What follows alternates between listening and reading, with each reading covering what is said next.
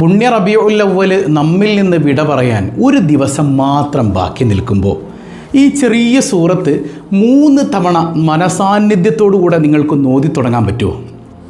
ഇന്നങ്ങ് തുടങ്ങിക്കോ. ഡെയിലി ഒരു 3 തവണ ഓതിയാൽ മതി. അള്ളാഹു നിങ്ങളെ കയ്യിലെടുക്കും. നിങ്ങളുടെ പ്രയാസങ്ങളൊക്കെ അള്ളാഹ് മാറ്റിത്തരും. സാമ്പത്തികമായ വിഷമങ്ങളുണ്ടോ അള്ളാഹു നീക്കിത്തരും. ഒരൊറ്റ മനുഷ്യൻ്റെ മുമ്പിലും കൈ നീട്ടേണ്ടി വരില്ല. മാത്രമല്ല, സങ്കടത്തോടെ കണ്ണ് നിറഞ്ഞുകൊണ്ട് ഈ സൂറത്ത് നിന്ന് ഓതിയാൽ, ഇതിൻ്റെ ആശയം മനസ്സിലാക്കി ഓതിയാൽ അള്ളാഹു നരകശിക്ഷയിൽ നിന്ന് നിങ്ങളെ കാക്കും. മാത്രമല്ല, ഒട്ടനേകം അനുഗ്രഹങ്ങൾ, മഹത്വങ്ങൾ ഈ സൂറത്തിനുണ്ട്. ഇൻഷാ അല്ലാഹ് വളരെ കുറച്ച് കാര്യങ്ങൾ നമുക്കൊന്ന് പഠിക്കണം. അതുമാത്രമല്ല, ചിലർ പറയാറുണ്ട്, ഉസ്താദേ ഞാൻ ഈ സൂറത്തൊക്കെ ഓതിയിട്ടും നമ്മുടെ സമ്പത്തിൽ വർധനവില്ല, സമാധാനം കിട്ടണില്ല. എന്താ അതിൻ്റെ കാരണം? ആ കാരണം കൂടെ നമ്മളൊന്ന് മനസ്സിലാക്കിയിട്ട് ജീവിതം അങ്ങ് ചിട്ടപ്പെടുത്തും. ഇൻഷാ അല്ലാഹ് 1000 രൂപ സമ്മാനമായി ലഭിക്കുന്ന ചോദ്യം വീഡിയോയിലുണ്ട്. മുഴുവനായി കാണുക, ഉത്തരം കമൻറ്റ് ചെയ്യുക. നാമുമായി ബന്ധപ്പെട്ട എല്ലാവരിലേക്കും ഷെയർ ചെയ്ത് കൊടുക്കണം കേട്ടോ. ഒരാളും മറക്കരുത്. അള്ളാഹു നമ്മെ അനുഗ്രഹിക്കുമാറാകട്ടെ. അസ്സലാമു അലൈക്കും വറഹ്മത്തുള്ളാഹി വബറകാതുഹു. എന്തൊക്കെയുണ്ട് എല്ലാവരുടെയും വിശേഷം? സന്തോഷമല്ലേ? എവിടെ പുഞ്ചിരിച്ചു കൊണ്ടൊരു ഹംദ് പറഞ്ഞ് അൽഹംദുലില്ലാഹി റബ്ബിൽ ആലമീൻ സുമ്മ അൽഹംദുലില്ലാഹി റബ്ബിൽ ആലമീൻ.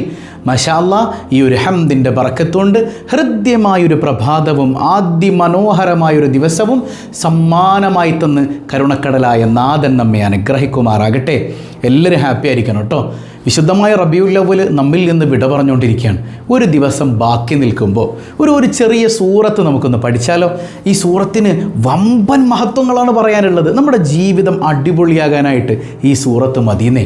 ചിലർ പറയും, ഉസ്താദേ വലിയ സൂറത്തുകൾ, ഇപ്പോൾ സൂറത്തുൽ ബഖറയ്ക്ക് എന്തോരം മഹത്വമുണ്ട്, ഇതൊന്നും ഞങ്ങളെ കൊണ്ട് ഓതാൻ പറ്റണില്ല എന്നൊക്കെ സങ്കടപ്പെടുന്ന ആളുകളുണ്ട്. എന്നാൽ ഞാൻ നിങ്ങൾക്ക് ചെറിയൊരു സൂറത്ത് പറഞ്ഞുതരാം.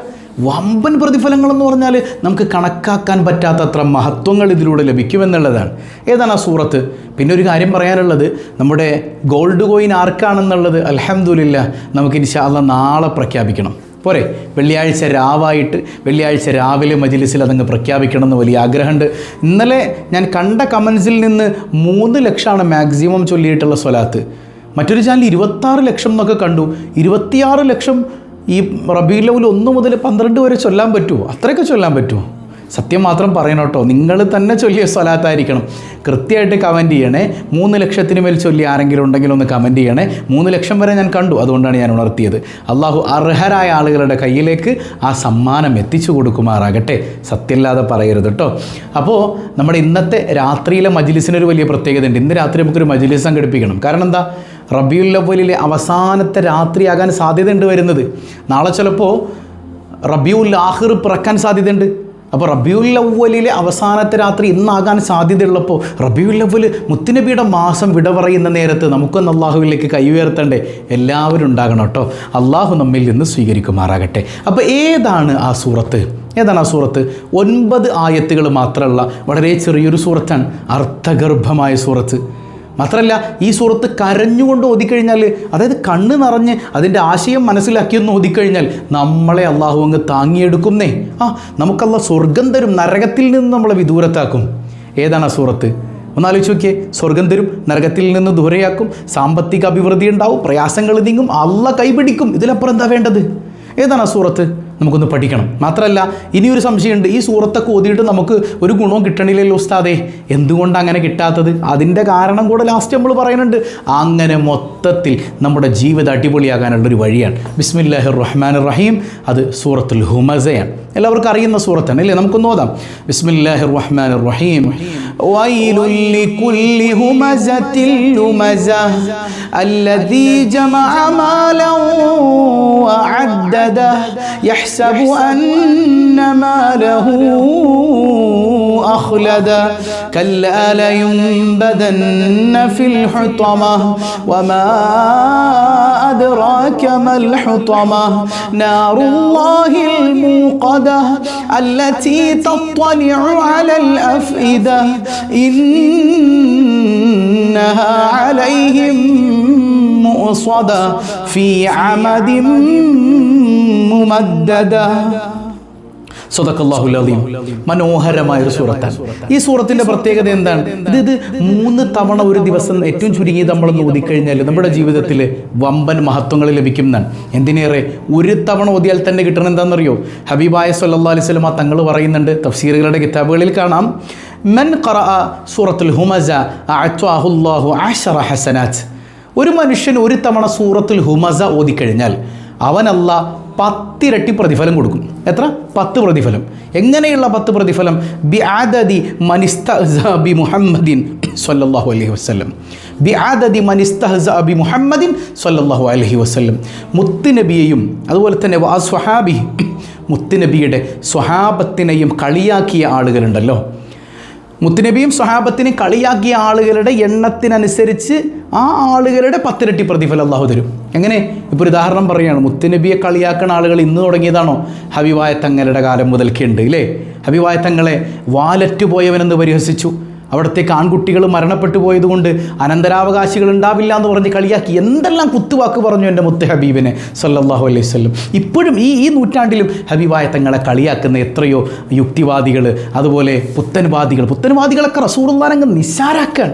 പേര് പറയുമ്പോൾ ഞങ്ങൾ നബിയെ സ്നേഹിക്കുന്നവരാന്നൊക്കെ പറയും, പക്ഷെ റസൂലുള്ളാഹിനെ നിസ്സാരാക്കാൻ. അങ്ങനെയുള്ള മനുഷ്യന്മാർ ഇവന്മാർ നിസ്സാരാക്കിയതുകൊണ്ട് മുത്തുനബിക്ക് വല്ലതും സംഭവിക്കാനുണ്ടോ? അവിടെ അഷ്റഫുൽ ഖൽഖല്ലേ. അപ്പോൾ മുത്ത് ഹബീബ് സല്ലല്ലാഹു അലൈഹി വസല്ലം തങ്ങളെ പരിഹസിക്കുന്ന ആളുകൾ ഇപ്പോൾ 1,00,000 ആളുകളുണ്ടെങ്കിൽ അതിൻ്റെ 10 ഇരട്ടി പ്രതിഫലം. 1,00,000 ആളുകൾ മുത്തുനബിയെ കളിയാക്കിയിട്ടുണ്ടോ? സൂറത്തുൽ ഹുമസ നമ്മൾ ഓതുമ്പോൾ നമുക്ക് 10 ലക്ഷം പ്രതിഫലം അല്ലാഹു തരും. കണ്ടോ? ഒറ്റ സൂറത്തുൽ ഹുമസ കൊണ്ട് ഹബീബായ തങ്ങളെ പരിഹസിച്ച ആളുകളുടെ എത്രയാണോ അതിൻ്റെ 10 ഇരട്ടി പ്രതിഫലം അള്ളാഹു തരുമെന്ന് സയ്യിദുനാ റസൂലുള്ളാഹി സ്വല്ലല്ലാഹു അലൈഹി വസല്ലം. എന്തൊരു അത്ഭുതമാണ് അല്ലേ? എന്തൊരു അത്ഭുതമാണ്. ഇനി നോക്കിയേ, ഹബീബായ തങ്ങളുടെ ഈ ഹദീസുകളൊക്കെ വിശദീകരിച്ചുകൊണ്ട് മഹാരഥന്മാർ പറയുന്നുണ്ട്, ഒരാൾ ഈ സൂറത്തുൽ ഹുമസ നിത്യാക്കിയാൽ, എപ്പോഴെങ്കിലുമൊക്കെ ഒരിക്കലും ഓതലല്ല, അല്ലെങ്കിൽ ഇന്നത് കേട്ടു ഇന്നോതി ബിസ് കഴിഞ്ഞു, നമ്മൾ പിന്നെ നാളെ മുതൽ വേറെ പരിപാടിക്ക് പോകണം, അല്ലല്ല. എല്ലാ ദിവസവും നമുക്കൊരു നിശ്ചിത എണ്ണം, ഒരു 3 എണ്ണം ചെറിയ സൂറത്തല്ലേ, ഇത് പതിവാക്കി കഴിഞ്ഞാൽ ലഭിക്കുന്ന എന്താ? സാമ്പത്തികമായ അഭിവൃദ്ധി ഉണ്ടാവും. സാമ്പത്തികമായ അഭിവൃദ്ധി ഉണ്ടാവും. ഒരാളുടെ മുമ്പിൽ പോയി കൈനീട്ടേണ്ടി വരില്ല. അള്ളാഹിൻ്റെ മുമ്പിൽ മാത്രം കൈനീട്ടിയാൽ മതി അല്ലേ? ഒരാളുടെ മുമ്പിൽ പോയി ഇറക്കേണ്ടി വരില്ല. സമൂഹത്തിൽ ഉന്നത സ്ഥാനം ലഭിക്കും, ഒരു പ്രതാപം ലഭിക്കും. നമുക്കെന്തെങ്കിലുമൊക്കെ ദുസ്വഭാവം ഉണ്ടെങ്കിൽ, അത് മനസ്സിൽ നിന്ന് വിട്ടു പോണില്ല. ഹറാമിലേക്ക് ഇങ്ങനെ നോക്കിപ്പോവാൻ തടയിടാനുള്ള നല്ല മരുന്നാണ് സൂറത്തുൽ ഹുമസ എന്ന് പറയുന്നത്. മാത്രമല്ല, കണ്ണീരിറ്റിച്ച് ഇതൊന്നും ഓതിക്കഴിഞ്ഞാൽ നരകശിക്ഷയിൽ നിന്ന് അള്ളാഹു കാവൽ തരും. എല്ലാത്തിനുപരി അസൂയാലുക്കളിൽ നിന്ന് കാവൽ. ഈ അസൂയ ഉണ്ടാകുമ്പോഴാണ് കണ്ണേറും സിഹറൊക്കെ ഫലിക്കുന്നത് അല്ലേ? അങ്ങനെയുള്ള ആളുകളിൽ നിന്നാണ് നമുക്കിതിൻ്റെയൊക്കെ ഒരു തുടക്കം ഉണ്ടാവുന്നത്. അതുകൊണ്ട് തന്നെ അസൂയക്കാരുടെ അസൂയയിൽ നിന്ന് ഇത് നിത്യമാക്കുന്നവരെ അള്ളാഹു കാക്കുമത്രേ. നേരത്തെ പറഞ്ഞതുപോലെ കണ്ണീരിറ്റിച്ചുകൊണ്ട് ഇതിൻ്റെ ആശയം മനസ്സിലാക്കി ഒന്ന് ഓതിക്കഴിഞ്ഞാലേ അള്ളാഹു നമുക്ക് സ്വർഗം തരും, നരകത്തിൽ നമ്മളെ ദൂരെയാക്കും. എന്താ ഈ ഹുമസ എന്ന് പറഞ്ഞാൽ?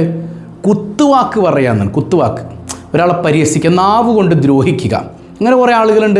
നാവ് കൊണ്ട് ദ്രോഹിക്കുന്നതിൽ ഒരു രസം കണ്ടെത്തുന്ന ആളുകളൊക്കെ ഉണ്ട് അല്ലേ നമുക്കിടയിൽ. അള്ളാഹു എല്ലാവർക്കും നല്ല സ്വാലിഹായ രീതിയിൽ ജീവിക്കാൻ തൗഫീക്ക് നൽകി അനുഗ്രഹിക്കുമാറാകട്ടെ.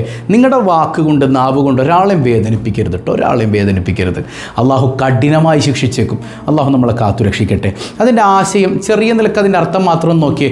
ബിസ്മില്ലാഹിർ റഹ്മാനിർ റഹീം. വൈലുൽ ലികുല്ലി ഹുമസത്തിൽ ലുമസ അല്ലേ? കുത്തുവാക്ക് പറയുന്നവർക്ക് വൈലെന്ന നരകം, അല്ലെങ്കിൽ അവൻ നശിക്കും, നാശമാണ് അവർക്ക് അല്ലേ? കുത്തുവാക്ക് പറയല്ലേ മക്കളെ. അമ്മായിയമ്മമാർ മരുമക്കളുടെ കുത്തുവാക്ക് പറയാറുണ്ട്, അല്ലെങ്കിൽ മരുമോൾ അമ്മായിയമ്മയെക്കുറിച്ച് പറയാറുണ്ട്, നാട്ടുകാരെക്കുറിച്ച് പറയാറുണ്ട്, അയൽക്കാരെക്കുറിച്ച് പറയാറുണ്ട്. രക്ഷപ്പെടൂല. അതികഠിനമായ അതാപം നമുക്കുണ്ടാവും. അള്ളാഹു നമ്മളെ കാത്തുരക്ഷിക്കുമാറുണ്ട്. അപ്പോൾ ഒരിക്കലും കുത്തുവാക്കുകൾ പറയുന്ന ഒരു അവസ്ഥ നമുക്ക് ഉണ്ടാകാൻ പാടില്ല. അതുകൊണ്ട് എപ്പോഴും ആ വിഷയം സൂക്ഷിക്കണം കേട്ടോ. അത് മാത്രമല്ല, അല്ലദീ ജമഅ മാലൻ വഅദ്ദദ, പൈസ എണ്ണി ശേഖരിച്ചിട്ട് അതിങ്ങനെ എണ്ണി നോക്കിക്കൊണ്ടിരിക്കുക, അത് ശേഖരിച്ച് വെക്കുക, അത് എണ്ണി നോക്കിക്കൊണ്ടിരിക്കുക. അതായത് ഇതിൻ്റെയൊക്കെ അധികാരി ഞാനാണ്, ഞാനൊരു വലിയ ആളാണ്, ഈ പൈസയൊക്കെ കയ്യിൽ കിട്ടുമ്പോൾ അങ്ങനെ തോന്നുന്ന മനുഷ്യനുണ്ടല്ലോ. യഹ്സബു അന്ന മാലഹു അഖ്ലദ, ഇല്ലേ? അവൻ്റെ ധനം അവനെ അങ്ങ് ശാശ്വതനാക്കിയിരിക്കുന്നു എന്ന് പറഞ്ഞാൽ, വലിയ സെറ്റപ്പാണ്, എനിക്കിപ്പോൾ അള്ളാൻ്റെ സഹായമൊന്നും വേണ്ട, എൻ്റെ കയ്യിൽ ചിക്കിളിയുണ്ട്, ഇനിയിപ്പോൾ ഞാൻ പടച്ചവനോട് ദ്വാരക്കൊന്നും വേണ്ട എന്നൊരു പണത്തിൻ്റെ അടിമയായിട്ട് ഇവൻ മാറിക്കഴിഞ്ഞാൽ അവർക്ക് നാശമാണെന്ന് അള്ളാഹു റബ്ബുൽ ആലമീൻ പറയണം. സുബ്ഹാന. കല്ലാലയും വേണ്ടട്ടോ, വേണ്ട, അവർ ഹുത്തമയിൽ എറിയപ്പെടും, തീർച്ചയാണത്. ഹുത്തമ വമാ അദ്റാക മൽ ഹുത്തമ, എന്താണ് ഹുത്തമ എന്നറിയുമോ നബിയെ? നാറുല്ലാഹിൽ മൂഖദ, അള്ളാഹുവിൻ്റെ കത്തിജ്വലിക്കുന്ന നരകത്തിലെ തീയാണ് ഹുത്തമ എന്ന് പറഞ്ഞാൽ. അല്ലതീ തത്വലിഉ അലൽ അഫ്ഇദ, ഹൃദയങ്ങളിൽ കയറി ചെന്ന് കത്തിപ്പിടിക്കുന്ന തീയാണത് എന്ന് പറഞ്ഞാൽ ശരീരം, നമ്മുടെ ഇറച്ചിയും എല്ലും ഒക്കെ തിന്നു കളയുന്ന തീ എവിടെയുണ്ട്? ആ ഇറച്ചിയും എല്ലും എല്ലാം ഭക്ഷിച്ച് ഹൃദയത്തിൻ്റെ ഉള്ളിലേക്ക് കടന്നു ചെന്ന് നിങ്ങളെ ഭക്ഷിക്കുന്ന അതികഠിനമായ തീയുണ്ട്.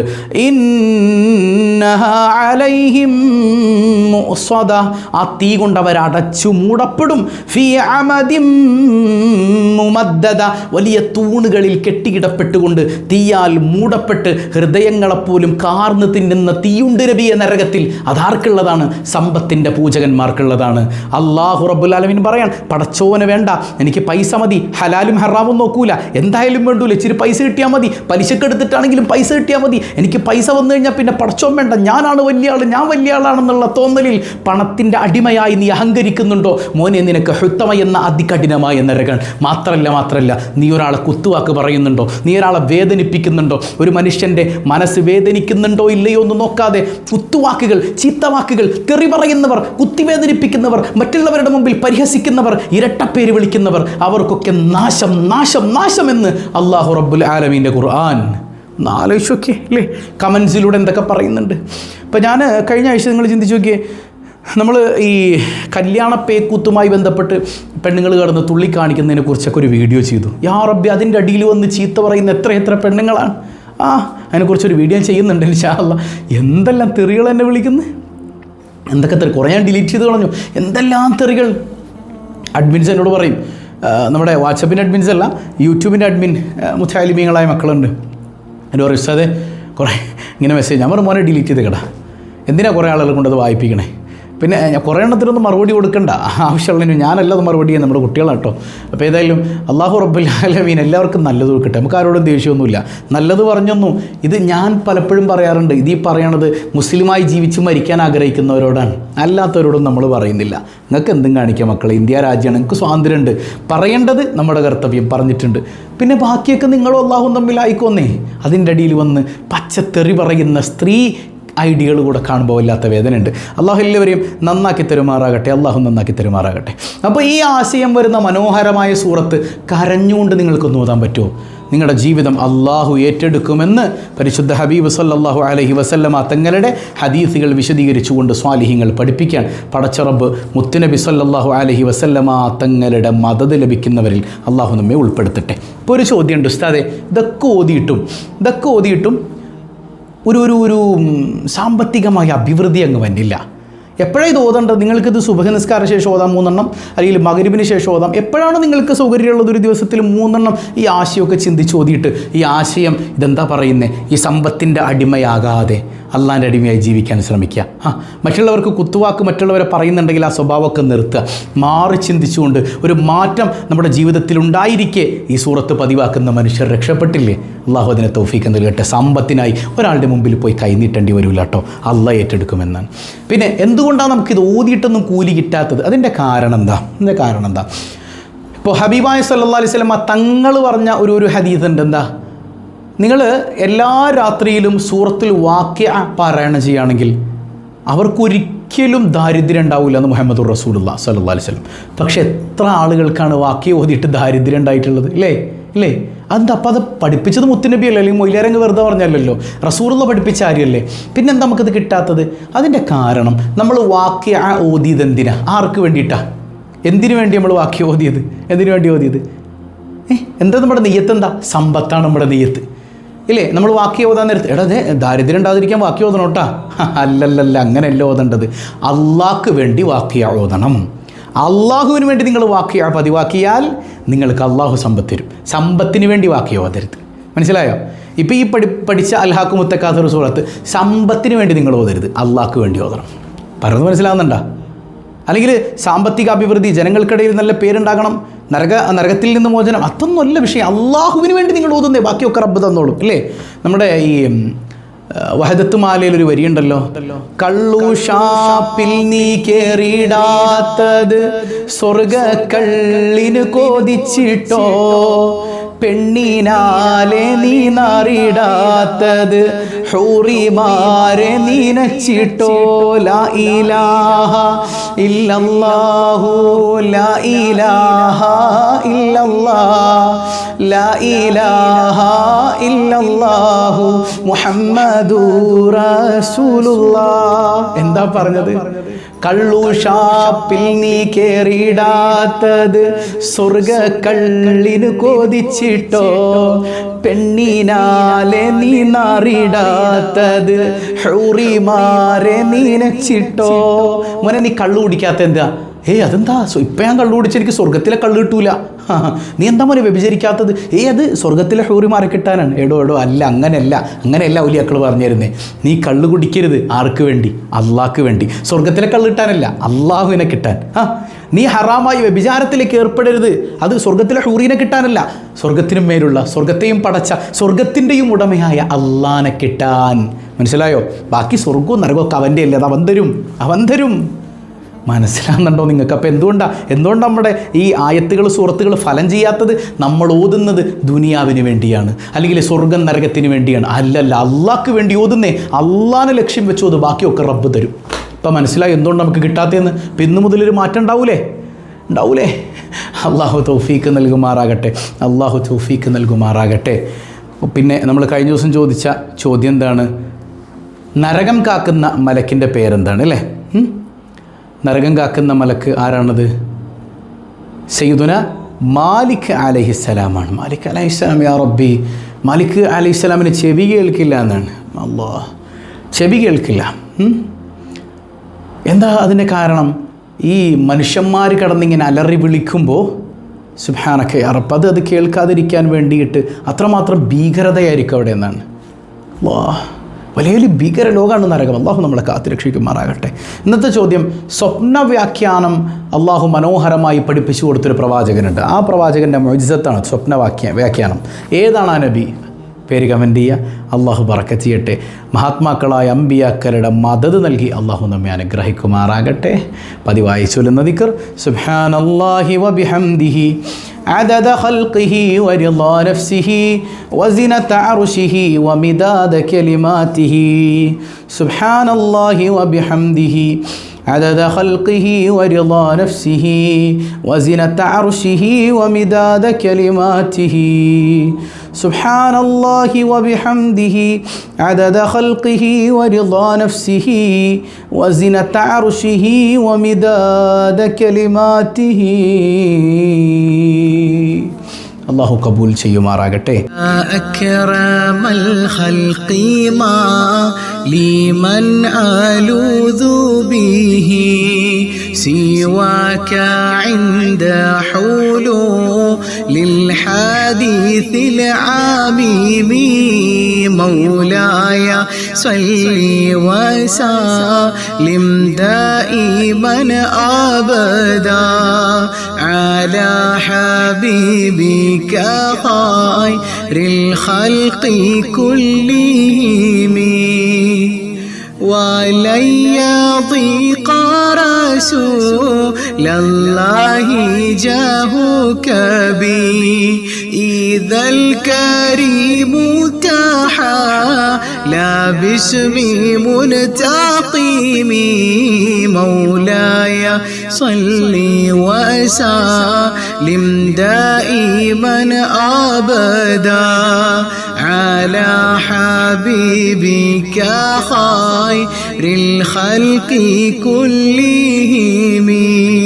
فإن من جودك دنيا وضرتها ومن علومك علم ما اللوح والقلم مولاي صل وسلم دائما أبدا على حبيبك خير الخلق كلهم يا نفس لا تقنطي من زلة عظمت إن الكبائر في الغفران كالأمام مولاي صل وسلم دائما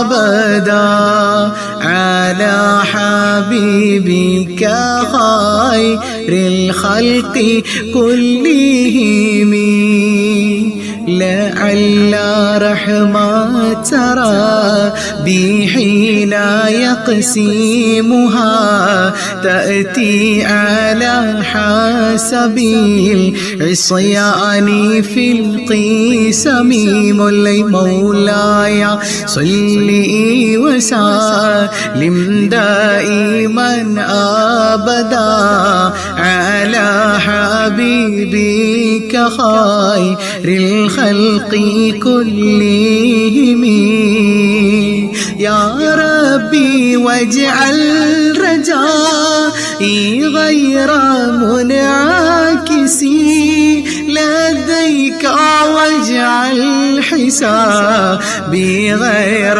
منخرم جل مولاي صل وسلم على حبيبك خير الخلق كلهم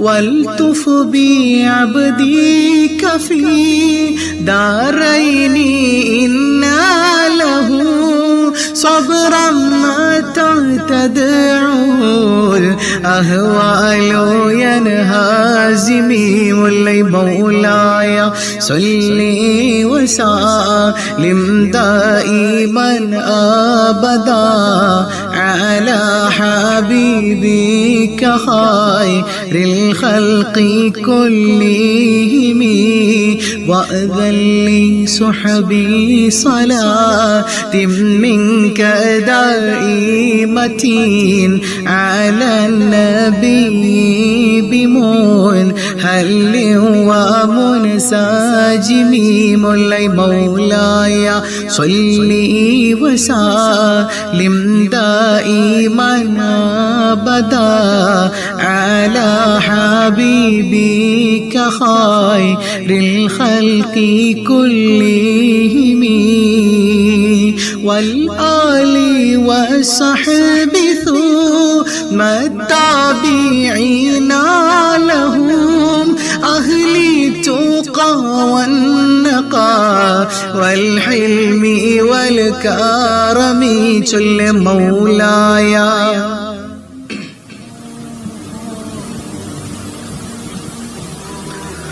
على حبيبك خير الخلق كلهم ما رنحت عذابات الباني ريح صبا وأطرب العساح بالعيسي بالنعم مولاي صل وسلم دائما أبدا على حبيبك خير الخلق كلهم ثم الرضا عن أبي بكر وعن عمر وعن علي وعن عثمان ذي الكرم مولاي صل وسلم دائما أبدا على حبيبي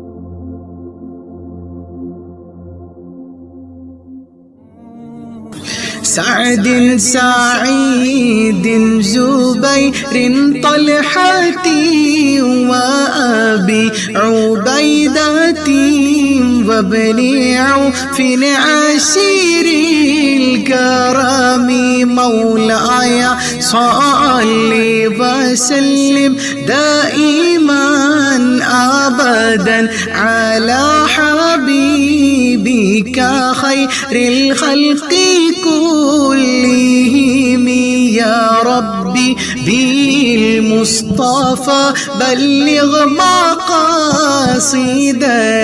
واغفر لنا ما مضى يا واسع الكرم يا ربي بالمصطفى بلغ مقاصدنا واغفر لنا ما مضى يا واسع الكرم يا ربي بالمصطفى بلغ مقاصدنا واغفر لنا ما مضى يا واسع الكرم مولاي صل وسلم دائما أبدا على حبيبك خير الخلق كلهم. الحمد لله رب العالمين. اللهم صل على سيدنا محمد وعلى آل سيدنا ومولانا محمد. അർഹമുർറാഹിമായ കരുണക്കടലായ അല്ലാഹ്, ഈ സദസ്സ് നീ കബൂൽ ചെയ്യണേ റഹ്മാനേ. നിന്റെ വിശുദ്ധ ഖുർആൻ പാരായണം ചെയ്തതും യാ റബ്ബനാ സ്വലാത്തുകൾ ചൊല്ലിയതും പടച്ചവനെ നിന്റെ ഹബീബിന്റെ മദ്ഹുകൾ ചൊല്ലിയതും നീ സ്വീകരിക്കണേ അല്ലാ. നീ ഖായിബാക്കല്ലേ അല്ലാ. നീ തടഞ്ഞാൽ ഞങ്ങൾക്ക് പോകാനൊരിടമില്ല അല്ലാ. ഖൽബുകൾ പൊട്ടുകയാണ് റബ്ബേ, സങ്കടങ്ങൾ ധാരാളമുണ്ട് അല്ലാ. എല്ലാ സങ്കടങ്ങൾക്കും പരിഹാരം നൽകണേ അല്ലാ, സമാധാനം നൽകണേ അല്ലാ. പടച്ചവനെ ഞങ്ങളുടെ കുടുംബത്തിൽ ഐക്യവും സുരക്ഷിതത്വവും നൽകണയല്ല, പരസ്പര സ്നേഹവും വിശ്വാസവും നൽകണയല്ല. ഇണകളെയും സന്താനങ്ങളെയും നീ നന്നാക്കണയല്ല, നിസ്കാരമുള്ള സ്വാലിഹീങ്ങളാക്കണയല്ല, പൊന്നുമക്കളെ ആബിദീങ്ങളാക്കണയല്ല, മാതാപിതാക്കളോട് അദബുള്ള സന്താനങ്ങളാക്കണയല്ല. ഈ ഹബീബായ സല്ലല്ലാഹു അലൈഹി വസല്ലമ തങ്ങളുടെ മൗലിദിന്റെ ബറക്കത്ത് കൊണ്ട് പടച്ചവനെ ഞങ്ങളുടെ സ്വബാഹുൽ ഖൈർ കുടുംബത്തെയും അതുപോലെ മറ്റു മജ്ലിസുകളിൽ പങ്കെടുക്കുന്ന കുടുംബങ്ങളെയും ഈ മജ്ലിസിലേക്ക് പ്രയാസങ്ങൾ അനുഭവിക്കുന്നവരെ സഹായിക്കാൻ വേണ്ടി ഹദിയ ചെയ്യുന്നവരെയും നീ ചേർത്തു പിടിക്കണേ അല്ലാ. നീ കൈവെടിയല്ലേ അല്ലാ. പ്രയാസങ്ങളെല്ലാം ദൂരീകരിക്കണേ അല്ലാ. അർഹമുർറാഹിമായ കരുണക്കടലായ റബ്ബേ, നീ ഞങ്ങളെ കബൂൽ ചെയ്യണേ അല്ലാ. കടബാധ്യതകൾ ഏറ്റെടുക്കണേ അല്ലാ. ജോലിയില്ലാത്തവർക്ക് ഖൈറായ തൊഴിൽ നൽകണേ അല്ലാ. പടച്ചവനെ ജോലിക്കായി വിദേശ ലോകത്തേക്ക് പോയവരുണ്ട്, വിദേശ രാജ്യങ്ങളിലേക്ക് പോയവരുണ്ട്. യാ റബ്ബനാ ഖൈറായ തൊഴിൽ നീ നൽകണേ അല്ലാ. തടസ്സങ്ങളെല്ലാം നീക്കണേ അല്ലാ. സിഹറുകൾ കണ്ണേറുകൾ ബാത്തുലാക്കണേ അല്ലാ. മക്കളില്ലാതെ വേദനിക്കുന്നവർക്ക് സ്വാലിഹീങ്ങളായ സന്താനങ്ങളെ നീ നൽകണേ അല്ലാ. റഹമുർറാഹിമായ കരുണക്കടലായ കരുണാവാരിധിയായ റബ്ബേ, അസുഖബാധിതർ ധാരാളമുണ്ട്, പരിപൂർണ ശിഫാ നൽകണേ അല്ലാ. ആജിലായ ശമനം നൽകണേ അല്ലാ. സ്വാലിഹീങ്ങളിൽ പെടുത്തണേ അല്ലാ. പടച്ചവനെ പലരും ഹോസ്പിറ്റലുകളിലാണ്, പരിപൂർണ സൗഖ്യം നൽകണേ അല്ലാ. പരിപൂർണ സൗഖ്യം നീ നൽകണേ അല്ലാ. പരിപൂർണ സൗഖ്യം നീ നൽകണേ അല്ലാ. റഹമുർറാഹിമായ കരുണക്കടലായ കരുണാവാരിധിയായ റബ്ബേ, യാ റബ്ബനാ, പടച്ചവനെ വീടില്ലാത്തവരുണ്ട്, ഖൈറായ ഭവനം നൽകണേ അല്ലാ. സ്വന്തമായി വീടെന്നൊരു സ്വപ്നം എത്രയും പെട്ടെന്ന് സാക്ഷാത്കരിക്കാൻ തൗഫീക്ക് നൽകണേ അല്ലാ. ഗർഭിണികളുണ്ട്, സുഖപ്രസവം നൽകണേ അല്ലാ. മക്കളില്ലാത്തവരുടെ കണ്ണുനീർ നീ തുടയ്ക്കണേ അല്ലാ. വിവാഹപ്രായമെത്തിയവരുണ്ട്, അനുയോജ്യരായ ഇണകളെ നൽകണേ അല്ലാ. യാ റബ്ബനാ, ഞങ്ങളിൽ നിന്ന് മൺമറഞ്ഞ മാതാപിതാക്കൾ, ബന്ധുമിത്രാദികൾ, കുടുംബങ്ങളിൽ നിന്ന്, സുഹൃത്തുക്കളിൽ നിന്ന് വിട പറഞ്ഞു പോയവർ എല്ലാവർക്കും മഗ്ഫിറത്ത് നൽകണേ അല്ലാ. ഖബറിടം പ്രകാശപൂരിതമാക്കണേ അല്ലാ. പടച്ചവനെ ജീവിച്ചിരിക്കുന്ന കാരണവന്മാർ, മാതാപിതാക്കൾ എല്ലാവർക്കും ആഫിയത്തുള്ള ദീർഘായുസ് നൽകണേ അല്ലാ. ഞങ്ങളാരെയും നീ പെട്ടെന്ന് മരിപ്പിക്കല്ലേ അല്ലാ. ആഫിയത്തുള്ള ദീർഘായുസ് നിന്റെ ത്വാഅത്തിലായി നൽകണേ തമ്പുരാനെ. ഈ സദസ്സിനെ സ്നേഹിക്കുന്നവരെ നീ സ്നേഹിക്കണേ അല്ലാ. പടച്ചവനെ, ഞങ്ങളെയും ഞങ്ങളിൽ നിന്ന് വിട പറഞ്ഞവരെയും പ്രത്യേകിച്ച് സ്വബാഹുൽ ഖൈർ കുടുംബത്തിലെ ഓരോരുത്തരെയും ഹബീബായ സയ്യിദുനാ റസൂലുള്ളാഹ് സ്വല്ലല്ലാഹു അലൈഹി വസല്ലമ തങ്ങളോടൊപ്പം നിന്റെ ജന്നാത്തുൻ നഈമിൽ നിന്റെ കാരുണ്യം കൊണ്ട് നീ ഒരുമിപ്പിക്കണേ അല്ലാ.